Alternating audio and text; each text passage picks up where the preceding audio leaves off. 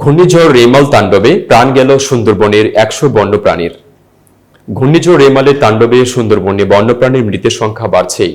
সুন্দরবনের বিভিন্ন স্থান থেকে মিলছে হরিণ এবং শূকরের মৃতদেহ। গত বৃহস্পতিবার রাত পর্যন্ত সুন্দরবন থেকে সুন্দরবনে ১০০টি বন্যপ্রাণীর মৃতদেহ উদ্ধার করা হয়েছে। খুলনা অঞ্চলের বন সংরক্ষক মিহির কুমার দো গণমাধ্যমকে এ তথ্য নিশ্চিত করেছেন। বন বিভাগের কর্মকর্তারা জানান, রেমালের আঘাতে সুন্দরবনের পূর্ব ও পশ্চিমে বন বিভাগের ফরেস্ট স্টেশন অফিস, ক্যাম্প ও ওয়াচ টাওয়ারের ব্যাপক ক্ষয়ক্ষতি হয়েছে। ক্ষতিগ্রস্ত হয়েছে বনের ভেতরে বন বিভাগের কর্মচারীদের জন্য যোগাযোগ মাধ্যম ওয়্যারলেস টাওয়ারও। মিষ্টি পানির পুকুর নিমজ্জিত হয়েছে লবণাক্ত পানিতে। প্রাণ গেছে বন্যপ্রাণীর। সর্বশেষ প্রাপ্ত তথ্য মোতাবেক সুন্দরবন থেকে ৯৬টি মৃত হরিণ ও ৪টি মৃত বন্য শূকরের দেহ উদ্ধার করা হয়েছে। পাশাপাশি ১৮টি জীবিত হরিণ এবং একটি জীবিত অজগর সাপ উদ্ধার করে বনে ছেড়ে দেওয়া হয়েছে।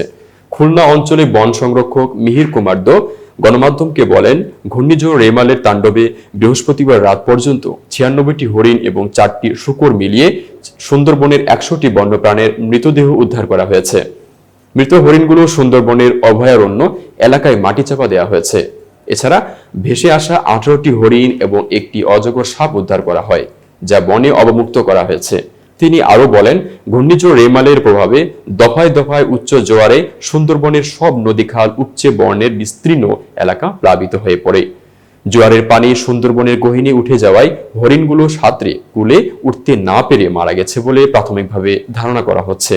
বনের অবকাঠামো বিধ্বস্ত হয়ে যাওয়া সহ অন্যান্য ক্ষয়ক্ষতির প্রাথমিক পরিমাণ ৬,২৭,০০,০০০ টাকার উপরে হবে।